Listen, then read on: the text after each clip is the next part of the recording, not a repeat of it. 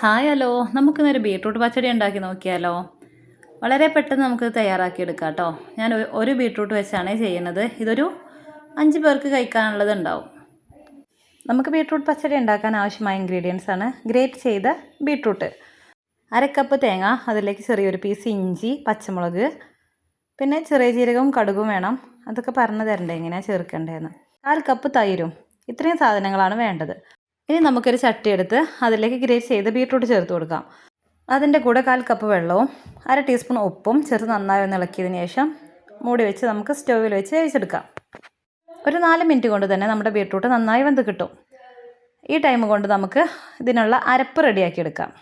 അതിനായി 1/4 കപ്പ് തേങ്ങയും എരിവിനാവശ്യമായ പച്ചമുളകും ചെറിയ ജീരകവും കറിവേപ്പിലയും ചെറിയ പീസ് ഒരു ഇഞ്ചിയും ചേർത്ത് നന്നായി ഒന്ന് അരച്ചെടുക്കാം. നല്ലവണ്ണം അരച്ചെടുക്കണം കേട്ടോ. നന്നായി അരഞ്ഞതിന് ശേഷം 1/2 ടീസ്പൂൺ കടുക് ചേർത്ത് ഒന്ന് ചതച്ചെടുക്കാം. കടുക് അരയേണ്ട ആവശ്യമില്ല, ഒന്ന് ചതഞ്ഞ് കിട്ടിയാൽ മതി. ഇത്ര ആയതിനു ശേഷം ഇത് നമുക്ക് മാറ്റി വെക്കാം. ഇനി നമുക്ക് നമ്മൾ വെച്ച ബീട്രൂട്ട് വെന്തോ എന്ന് നോക്കാം. നന്നായി വെന്തിട്ടുണ്ടാകും ഈ ടൈം കൊണ്ട് തന്നെ. നന്നായി വെന്ത് വന്ന ബീട്രൂട്ട് വെള്ളം ഉണ്ടെങ്കിൽ ഒന്ന് വറ്റിച്ചെടുക്കാം. വെള്ളം വറ്റിച്ചതിന് ശേഷം നമുക്ക് നമ്മൾ അരച്ച് വെച്ച അരപ്പ് ഇതിലേക്ക് ചേർത്ത് നന്നായി ഒന്ന് ഇളക്കി വേവിച്ചെടുക്കാം.